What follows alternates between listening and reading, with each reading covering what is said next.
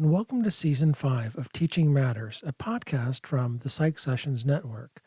I'm Eric Landrum from Boise State University, one of Teaching Matters' 3 co-hosts.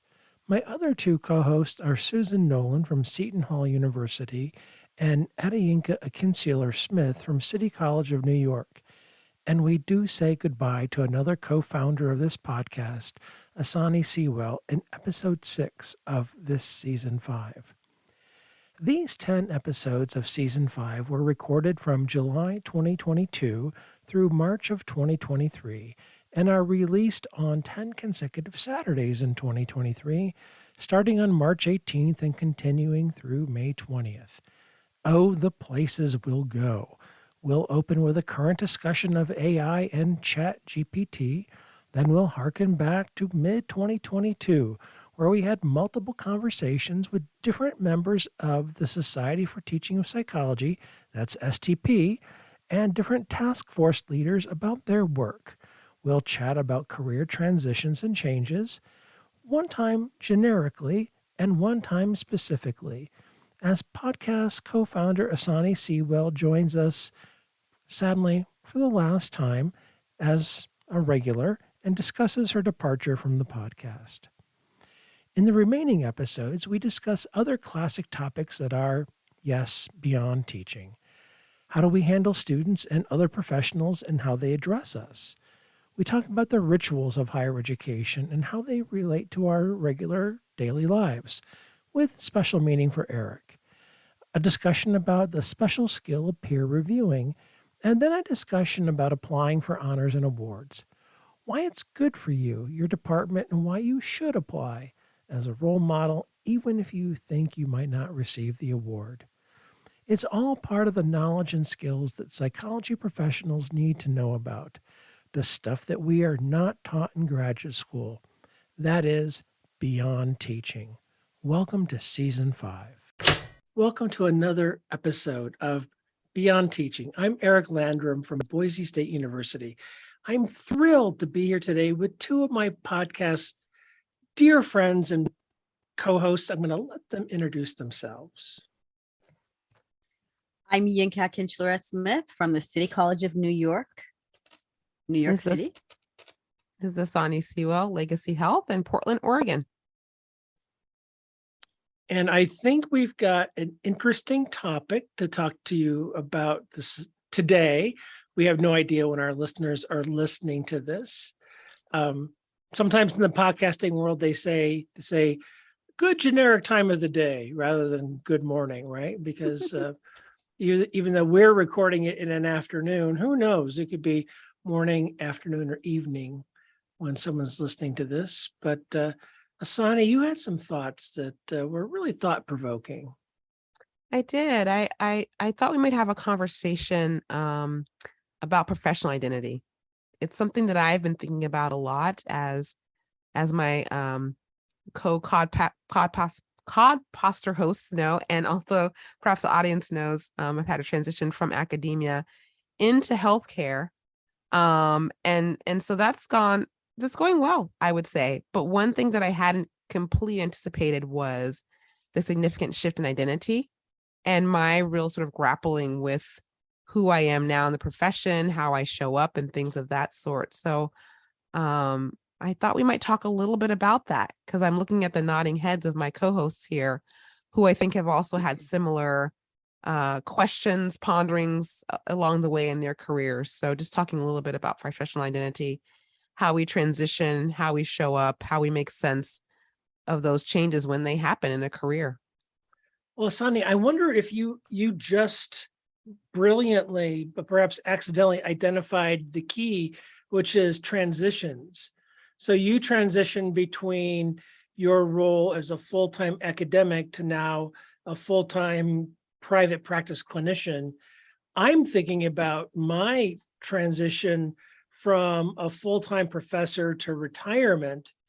I know that even for Yinka, she transitions all the time from the practice world and supervising graduate students to the academic world. And you did this too, Asani, as well. I wonder if it's that transitioning function that also triggers that professional identity questioning. And maybe those Venn diagrams don't overlap 100% of the time, but I know for me that I think in 2022, I'm about 5 to 7 years away from retirement. Although the frequency I'm being asked, it seems like it's imminent. That's a different story for a different day. So I think about who am I and what will I be when I retire? Yinka, you have a thought. I just want to add one other type of transition that, I mean, right now we're all kind of settled in the field professionally, but what about those people who are going from being graduate students to now becoming full-on professionals in the field? I mean, that's a huge transition. I mean, you know, and I remember, and I still every now and then feel it, that whole imposter syndrome that we've already spoken about. But, you know, you go from sitting in a classroom, listening to professors talk to you and tell you how to do everything. And suddenly you're, okay, you got your degree, you got your license, go practice or go teach other people. That can create, you know, that whole, oh, who am I? When did this happen? What do you mean? I mean, that's a great point. If you think about our colleagues, those who've earned their master's or their PhD, they've been students in the student role for 16, 18, 20 years of their lives. And they're now 22, 24, 26 or older, depending on their life trajectory. And now all of a sudden they're professors, they're teachers, they're clinicians. And think about that transition.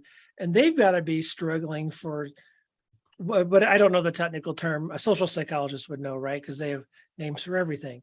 But that role, gaining your new role responsibility or your role definition. I mean, they've got to be struggling with, you know, what is that? What will I now become? I've always been a student. I've been the test taker, not the test giver.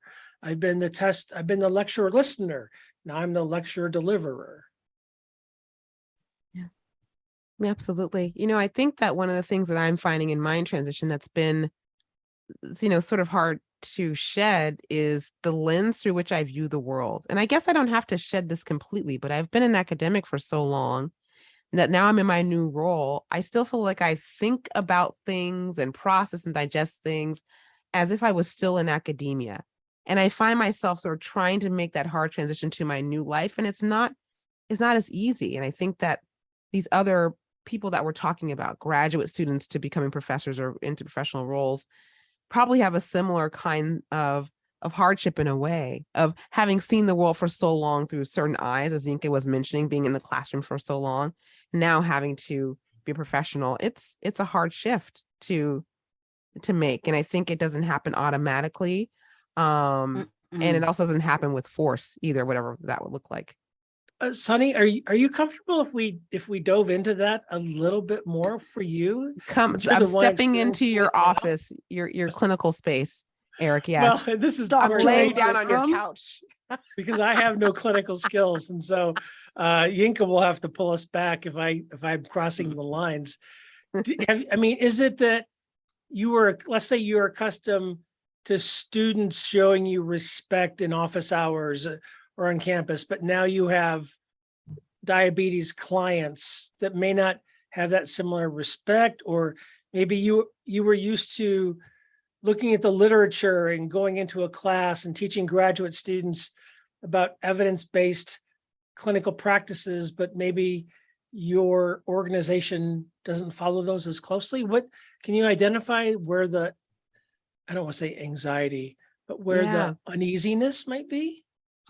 You know, Eric, I think that one of the things that shows up for me is just that I'm really, really used to having academic colleagues and an academic department sort of functioning in a certain way, for good or for bad. You know, there's good and there's bad to that. Yeah.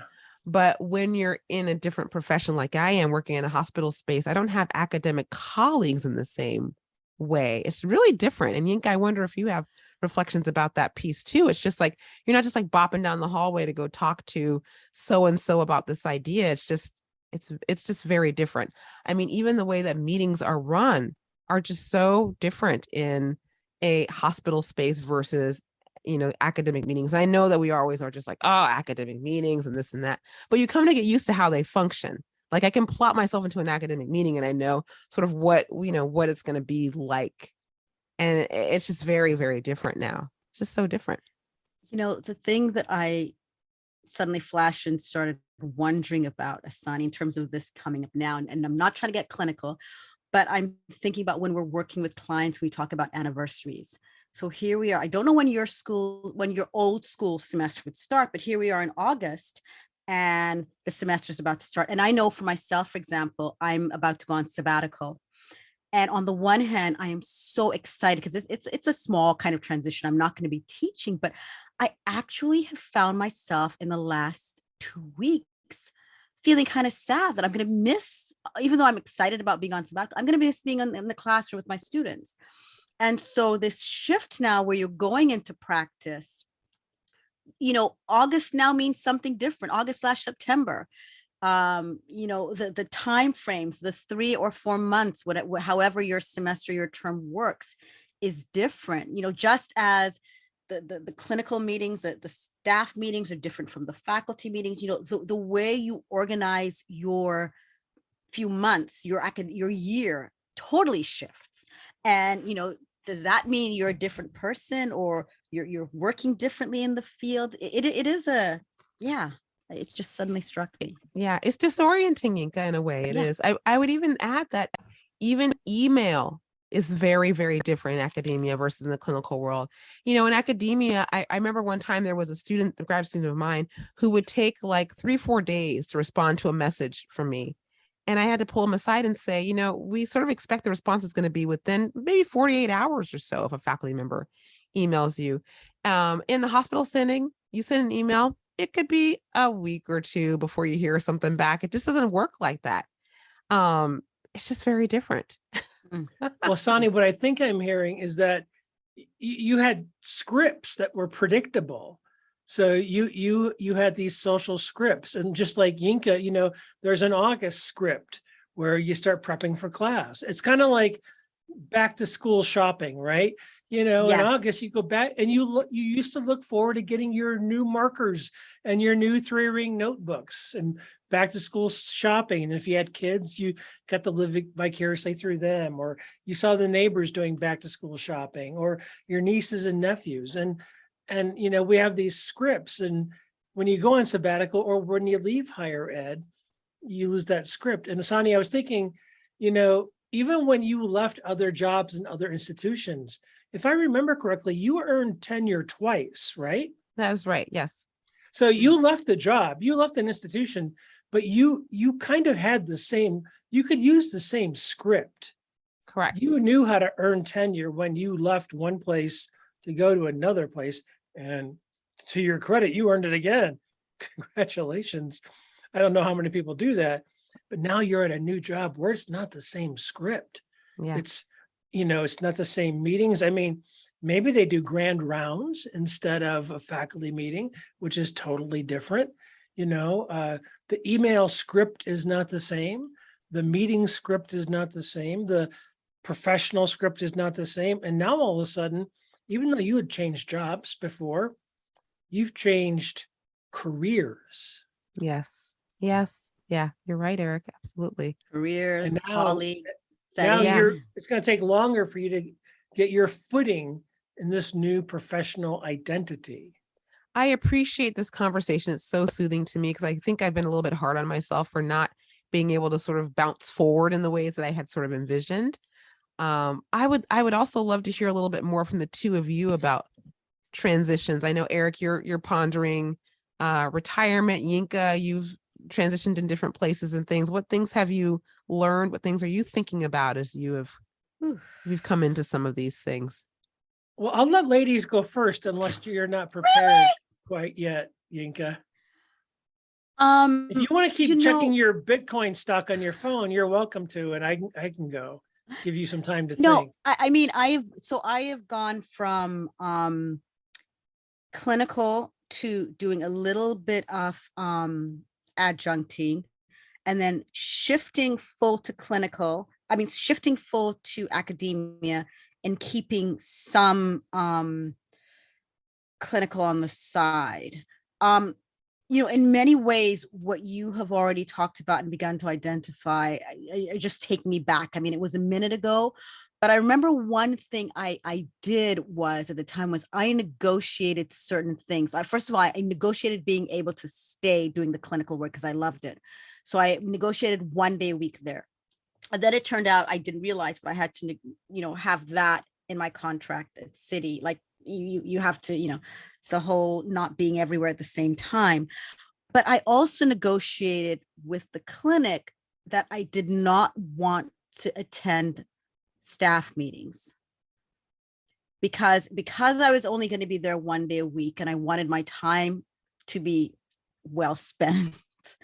I negotiated not having to attend any staff meetings. So, if there's a real need, I will, but otherwise other people tell me what's going on in the staff room.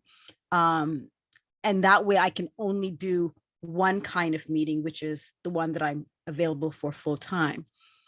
But again, it's the learning the schedules, the difference in colleagues. Where I was a full-time clinician, we were on one wing. We would wander into each other's offices. We would chat. I actually found when I went into academia, it was not that way at all. I was kind of off away. So people would just lock themselves in their office and would not come out. I mean, I think increasingly as I've developed relationships with people, it's gotten much better. I know people, I can go in and out. But before it was just like, I would get there and there'd be no one around. And it was a very lonely place.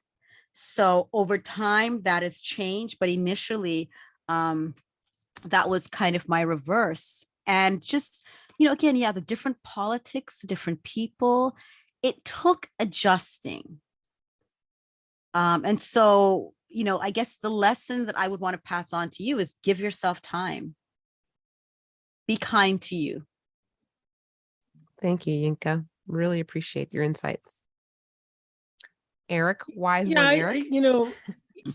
Sonia, I've said this in another episode, and I'll say it again here. I really admire what you've done and what so many of our colleagues around the nation have done, which is to take that leap from a higher ed position to either a nonprofit or for-profit or corporate, to take their doctoral training or their master's training and go do something else with it.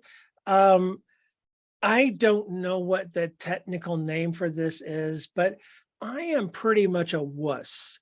I don't know. Is that a technical name? I don't know if that's a technical name. And let me deconstruct that a bit. I thrive on predictability. So I'm just going to be super honest and super open with both of you. And we both know that nobody listens to this, so no one else will ever know, right? It's just us three friends talking. I'm a bit scared to retire, to be honest with you. I have fear about it because I have a very predictable life. I'm not going to say controllable because that's crazy talk, right? That I got to edit that part out. Crazy is not a good word to use. I got to edit that part out now.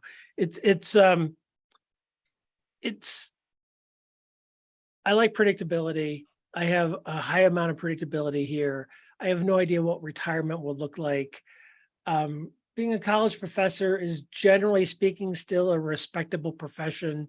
You meet new people and you tell them you're a college professor, and they most of the time do not grimace. So it's at least a nice entree. There are pitfalls to that at times, but whatever. So for me, about to enter my 34th year of higher education, it is completely my identity. That is a negative thing. I should be more than just that. Yes, I'm a husband. Yes, I'm a father. Yes, I do other things. I have other interests, but not really, if I'm really, really, truly honest about it. So with the lack of not knowing what the future of a retirement looks like, I'll say I've got 5-7 years left, and I don't know exactly what's going to happen. And if you start looking at Medicare and Medicaid and what that looks like, and it's so complicated, for me, the lazy thing to do is just keep on doing what I've been doing for 34 years until, I don't know, something falls off or something happens or somebody fires me and someone forces me to do it. But that's the honest truth on my end. I'm not looking for a job at another place because, that I suppose that could happen, but it would take something pretty spectacular to kind of do what you've done, Asani, to reinvent myself at another place. Even if I knew the scripts, there would still be new things to learn. So You are going to be okay, Eric. And that is my well, clinical I appreciate opinion. that, especially if I stay on the train tracks and I look straight ahead and I do not veer. And if I'm like a horse where they put the blinders on, where the horse can't see right or left, I can't see anything. If I can keep this looking straight, I think I will be fine. But are there certain lessons you've learned from your experience thus far, Sonny, that you might want to share with our listeners? Gosh, okay. So I've stepped into a new role since the end of April, beginning of May. So I'm very, I'm new at this and grappling with these identity pieces kind of newly on. But I would say the piece about patience seems to be really important. I think that I've just got to remind myself that these things will come together. It's going to be okay. I'm going to find my way. I am finding my way. It's okay. I think the idea of sort of not being so hard on myself is also something that has come up time and time again in my life. I think for many of us who decide to go into psychology as a career, we can tend to be a bit hard on ourselves and perfectionistic and all these kinds of things. So that's certainly a thing. And I think just trying to remind myself, Yinka, that wherever I land, I have value and worth and something to contribute. So I think that my academic lens, although sometimes I can think of it as being a liability in the work that I'm doing, it actually is can be super helpful in the way that I see things, in the way that I see the world, and the way that I go about my work. One thing I will say, I am super efficient at what I do. And I think that is the result of having spent 15 years in academia, as we all are efficient. You wear many hats, you're doing many things, you just kind of get things done. And I mean, that's great. When employers love that. Employers love people who work efficiently. So that's good for me too. So I'm also just trying to find the value of my lens that I have, that maybe I don't want to lose it. Maybe I want to use it in what I'm doing while developing other parts too. So I just need to take a break and breath and say that it's okay. Yeah. Again, I mean, I'm like a broken record with this, but one of the many things I love so much about this field is that we can do these things. How many other fields can you step out of the role that you're in, that you've been doing for however many years, and say, you know what, I'm going to do this now, and sally forth. Well, and I think that's the benefit. I think I've used this analogy on a prior episode. I think the doctorate is the largest Swiss Army knife possible, right? It provides so much knowledge and skill set that you can be in the classroom, training graduate students, training postdocs, but then you can switch gears with relative ease and go into a private practice, go into hospital setting, and then you could switch back into the classroom. I mean, it's such a great skill set to have. And as long as you keep at it in some way, shape, or form, or even if you have to retool a little bit, that's still possible. You don't have to go back and earn a brand new PhD, right? I mean, you could retool. I mean, it really is, when that training and education is done properly, a skill set that should last most of us the rest of our professional lives.